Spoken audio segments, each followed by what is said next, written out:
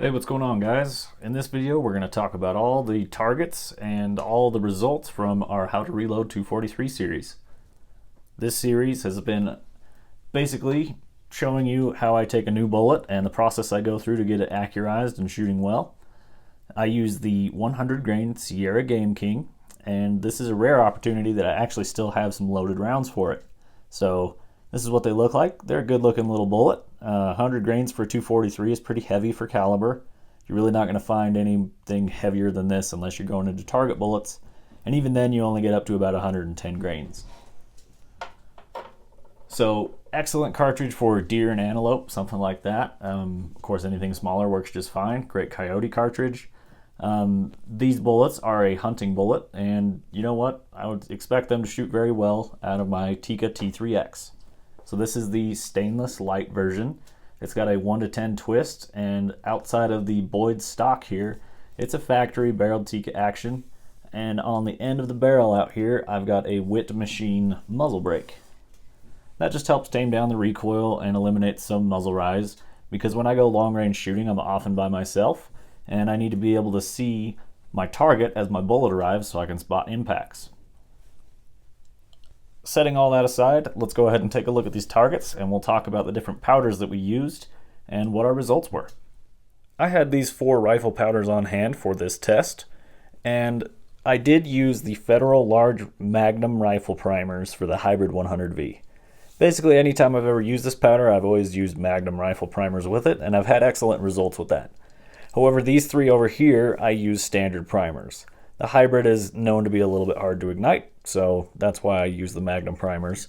And in my primers video, I go into a little bit more about the types of primers you can use and where and when to use them. So I have some excellent rifle powder choices here. On the left, Hybrid 100V, kind of the underdog. Maybe not so many people know about it, but it's actually an excellent powder and I can get great results with it. H4831SC, a longtime favorite of many people. However, as we all know, it's very difficult to track down right now.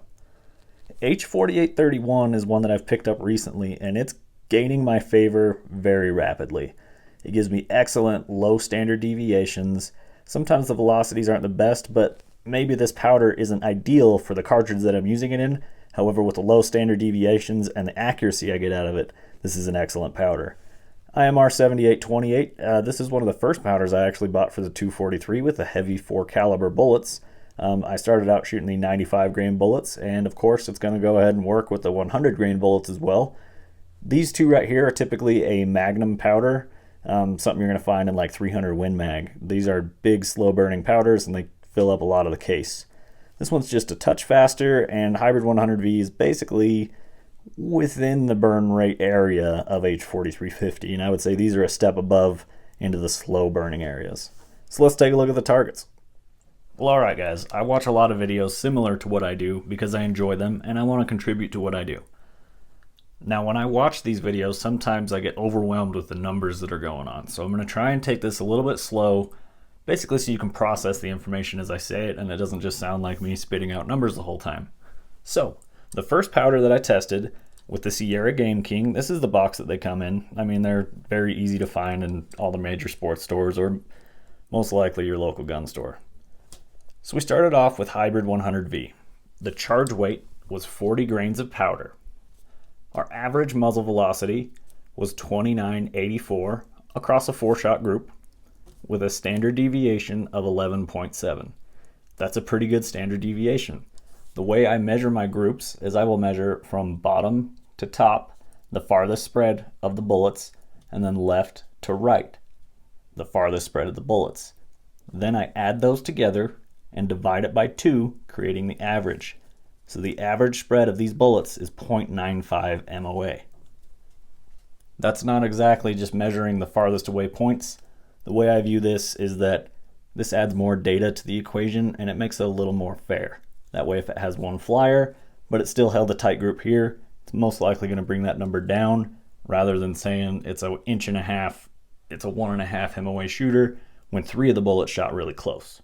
Alright, so moving on. Another 4-shot group, Hybrid 100V, not a great looking performer on this group right here particularly.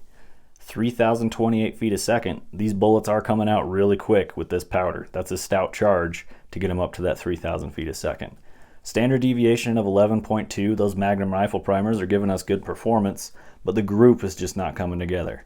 So again, top to bottom and left to right averaged 1.38 here. Not a great showing. Not real excited for that.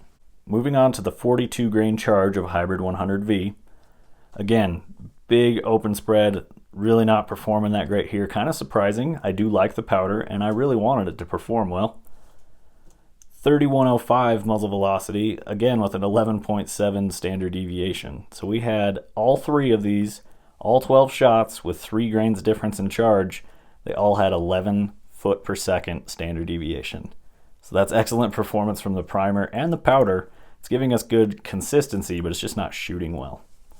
This one comes out to a 1.41 inch group. All right, we're on to a longtime favorite of many, and as you can see already, for good reason. Hodgdon H4831SC, a charge of 38 grains, muzzle velocity 28 feet per second, standard deviation of 12. Again, excellent standard deviation. Down below the teens, those are good standard deviations. Once you get into the teens, it's okay, and then once you get into the 20s, that's pretty bad. So I'm glad to see this, and I would say that's a good standard deviation from what I've seen. And we've got a good tight shooting group here with a average of 0.51 MOA. These were all shot at 100 yards, if I forgot to mention that previously. Moving on to 39 grains, H4831SC, 2885 feet per second. So we've picked up 60 feet per second with a 1 grain increase. 18.7, maybe not the greatest standard deviation there.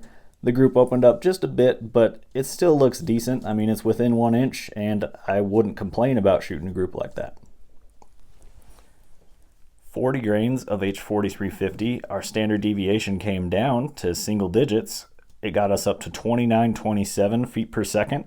And as you can see there, that's bumping us about the same from 38 to 39, and then 39 to 40. We're increasing in similar increases, if that makes any sense.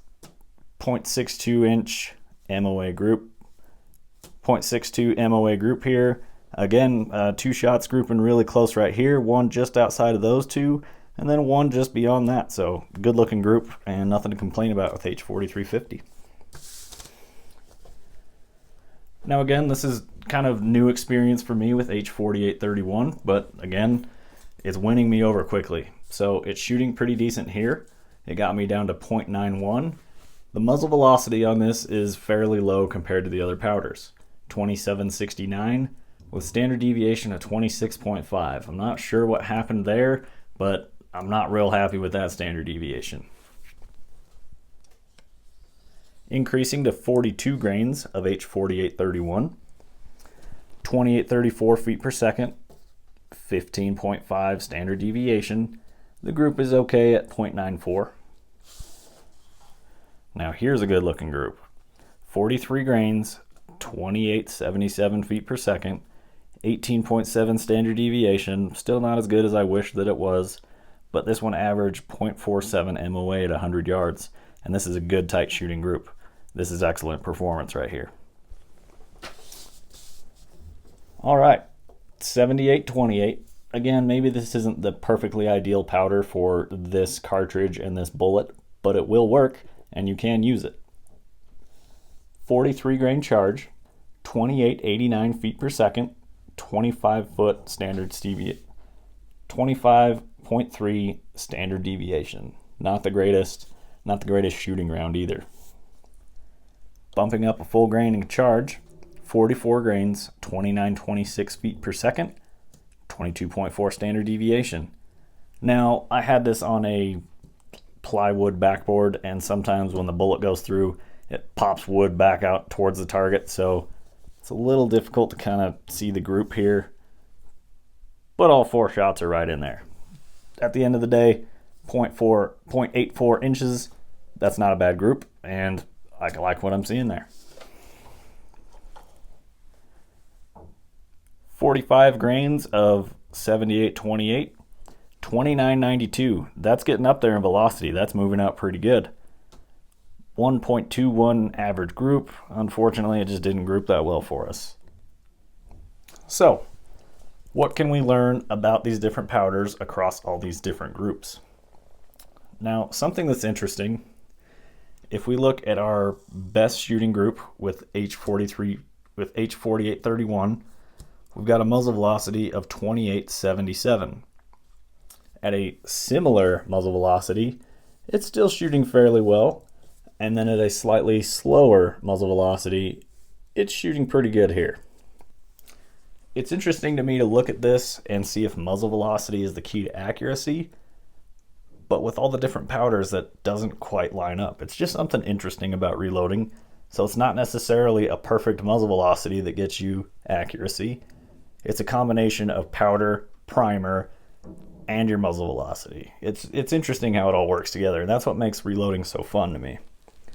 Is there's so much to learn with all these variables. There's so much that can be learned and experimented with, and it's kind of endless. It's a lot of fun. So at this point, I've got one more trip planned with my Tikka T3x. That's what these bullets are for. I selected them from this page and I chose a charge.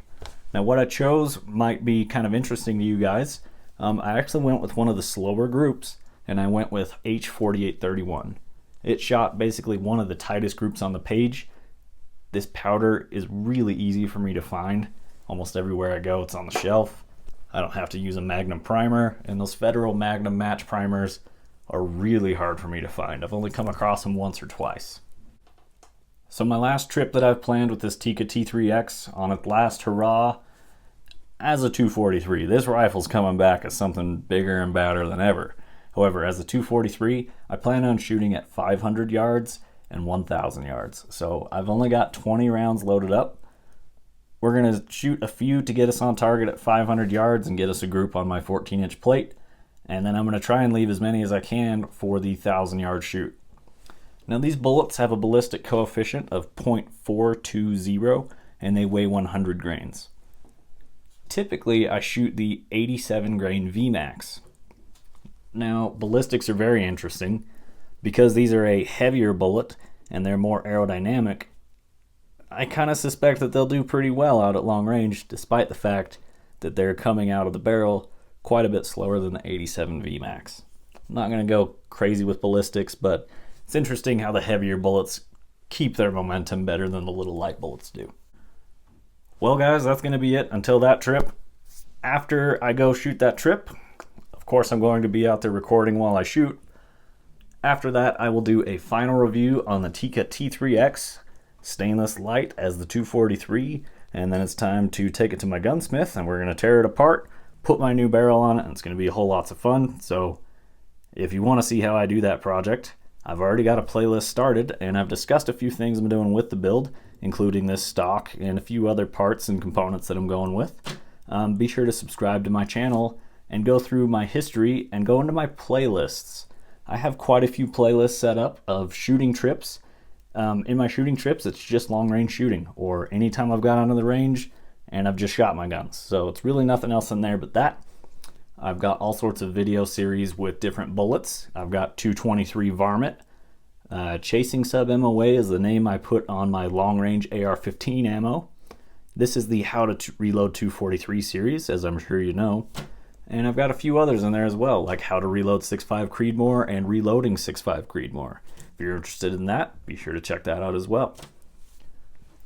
I'm going to call it good here, guys. I really appreciate your time. I appreciate you watching the videos. Go ahead and drop a comment below if you found something that was interesting or helpful. I hope you did. And until next time, we'll talk to you guys later, and I'll see you in the next video.